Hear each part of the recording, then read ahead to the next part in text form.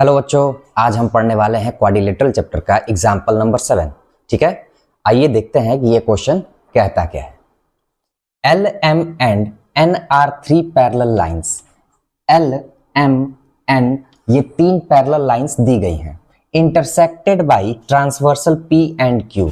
ये दो transversal P और क्यू से काटे जा रहे हैं। ठीक है, such that L M and N cut off equal intercepts A B and B C. और ये कुछ इस तरीके से काट रहे हैं जिससे ये जो ए बी है ये इक्वल है बी सी के।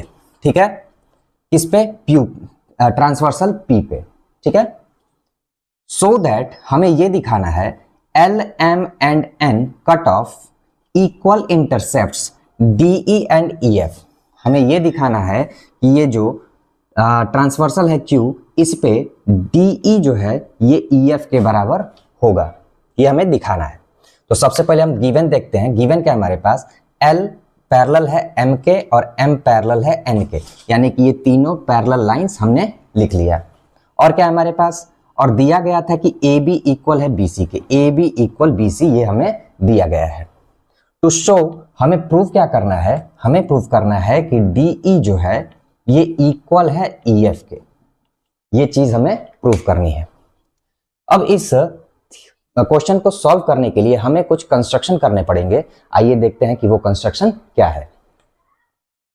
कंस्ट्रक्शन करते हैं। कंस्ट्रक्शन में मैंने ये किया है कि ज्वाइन कर दिया AF को मैंने मिला दिया, जो M को पॉइंट E पर कट करती है। लिखेंगे join AF intersecting M at point G। ठीक है, इस चीज को हमने लिख लिया कि AF लाइन को ज्वाइन किया जो M को पॉइंट G पर कट करती है। अब देखते हैं सॉल्यूशन। इसका सॉल्यूशन क्या है? लिखेंगे इन ट्रायंगल ACF। हमने क्या लिया? ट्रायंगल ACF, ये वाला ट्रायंगल लिया। इसमें हमें क्या पता है? B is the mid point of AC। जब ये दिया गया है कि AB बराबर है BC के, AB बराबर BC है, इसका मतलब ये हुआ कि B जो है ये मिड पॉइंट होगा AC का। और हमें क्या पता है? And BG parallel CF। BG जो है वो पैरेलल है CF के। कैसे? तो L और M ये दोनों पैरेलल्स दी गई थी। ठीक है, लिख लेंगे रीजन क्या होगा? M पैरेलल है N के।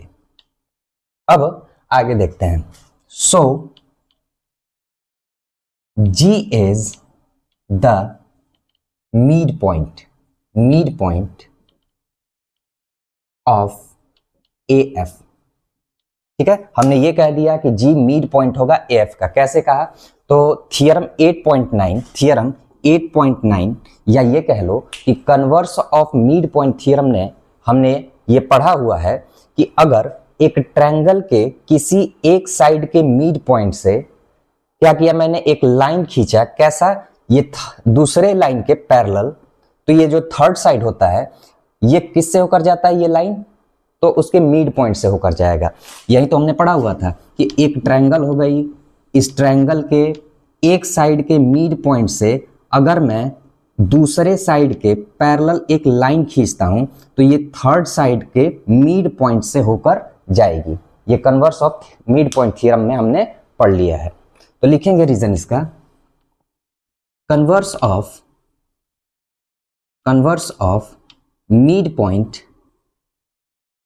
Mid point theorem.